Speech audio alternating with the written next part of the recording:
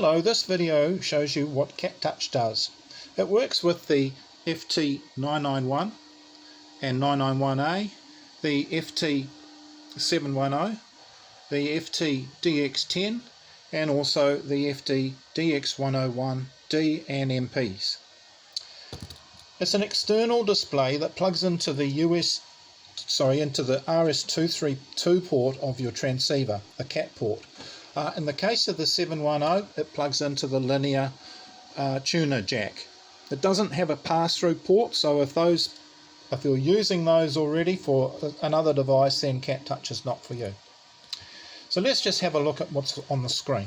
We have frequency, time, both local and Zulu, the model or number of the rig, the mode that the rig is in, and voltage. We have a display chart here which updates every second with the current signal strength meter, so we can see over a period of time what has been happening. It stores about, the graph shows about 8 minutes of time. We have our S meter with a mode indicator here.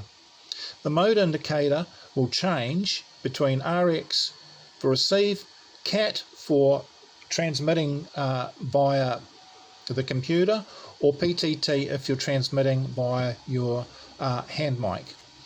Here we have an IF meter, which is very handy. It shows us what's happening with our width, notch, shift and width, contour and APF.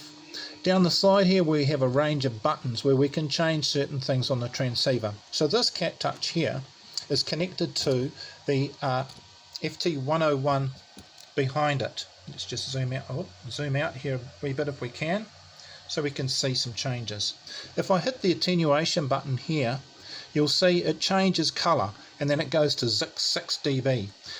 At the same time on the screen here would have changed to 6 dB. Now if I change it on the screen to say 12 dB, we will see on CatTouch here it changes to 12 dB too. So we can change these things all along here via CatTouch without having to go into menus on the transceiver. In some transceivers like the 991A, that is a great help because you've got to go through quite a few menus to get to these items.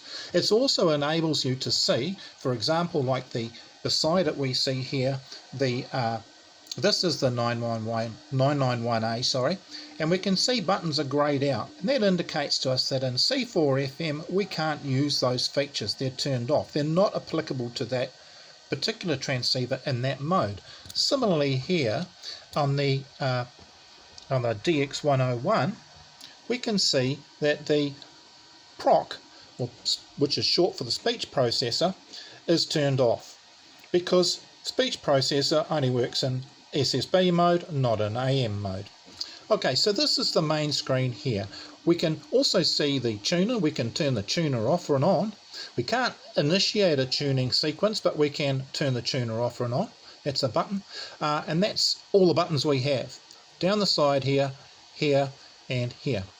Along the bottom we have some, let's finish this screen.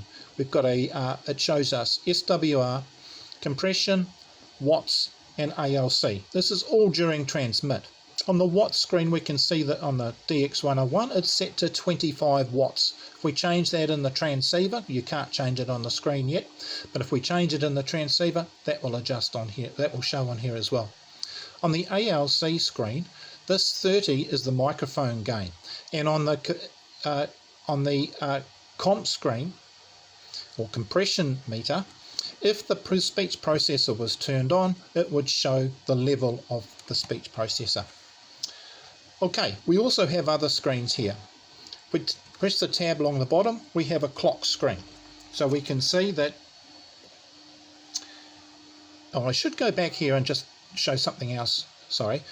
This line here is a voltmeter. It shows us, if it's in the green region, then the transceiver, the voltage, is within the Yaesu's recommended parameter for a 12 volt transceiver. So it doesn't update correctly for the FTdx101MP yet. We will work on that later. But at the moment it works on all the other rigs, which are 13.8 volt rigs.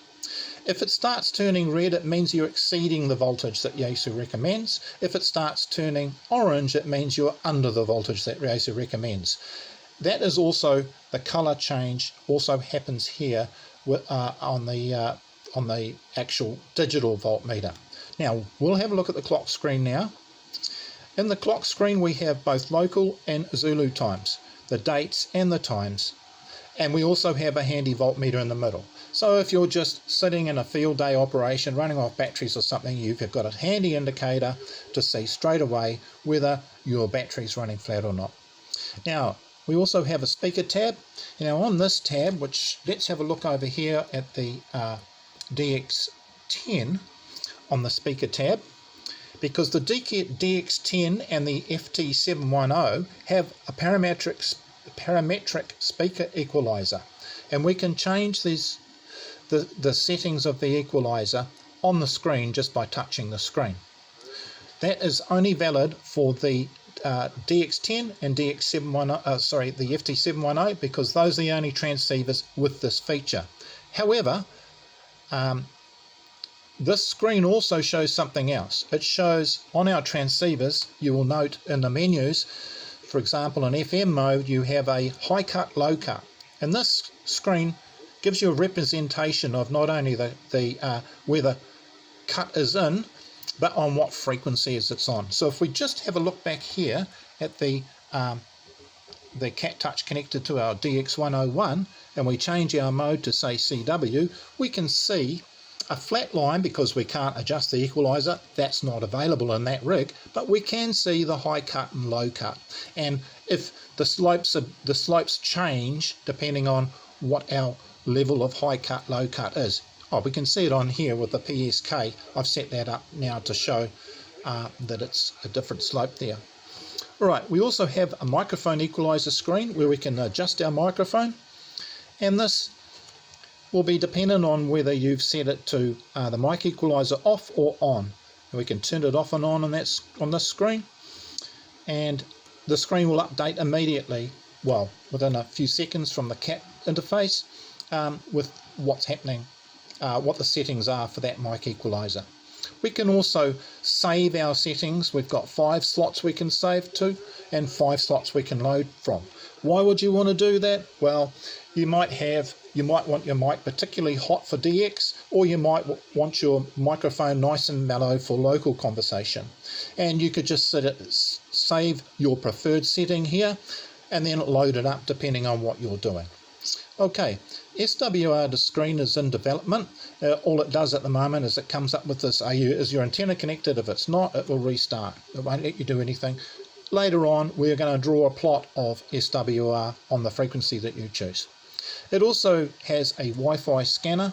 This is, it just lets you know this is my particular, I know from the name that this is my particular Wi-Fi, and in a busy congested area you'll be able to see Wi-Fi will pop up for all the other Wi-Fi in your area, and it will help you select a free channel. Not necessarily amateur radio related, but it is radio related, and it is a feature of the processor of this particular product. On the in screen we can calibrate our touch screen. We can flip the screen over, so if you have a look up here at the 710, you will note that I have got CatTouch on its side because I have flipped the screen over. Okay, let's get back down here. Okay, sorry, get back into focus. We can change our, now one of the things about these transceivers is Yaesu tells us that the clocks in the transceivers are Zulu time, so you should be setting all your clocks up as Zulu, and which we can see on this screen is Zulu. That's the time inside the transceiver. So to get our local time we need to have an offset, and on the IMP screen we set our offset, and here in New Zealand the offset is +12 from Zulu. So this screen here, I can adjust it by tapping these to either increase or decrease in 15-minute intervals, and this shows us what the Zulu time is on the transceiver and what our local time will display here. I can change the cat rate here. This only takes, these changes by the way only take effect when you click the Save Changes button, and we can also do an offset on our voltmeter. We can just, it's 0.1 of a volt at a time. We can offset it just in case of cable loss causing the CatTouch to read the incorrect voltage.